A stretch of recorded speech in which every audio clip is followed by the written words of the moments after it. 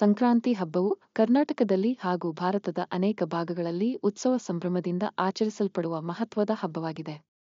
ಇದನ್ನು ಮುಂಗಾರು ಮುಗಿದ ನಂತರದ ಹೊಸ ಹಣ್ಣಿನ ಹೊತ್ತಿನಲ್ಲಿ ಪ್ರಕೃತಿಯ ವೈಭವವನ್ನು ಸ್ಮರಿಸಲು ಹಾಗೂ ಬೆಳೆಗೆ ಧನ್ಯವಾದಗಳನ್ನು ಸಲ್ಲಿಸಲು ಆಚರಿಸಲಾಗುತ್ತದೆ.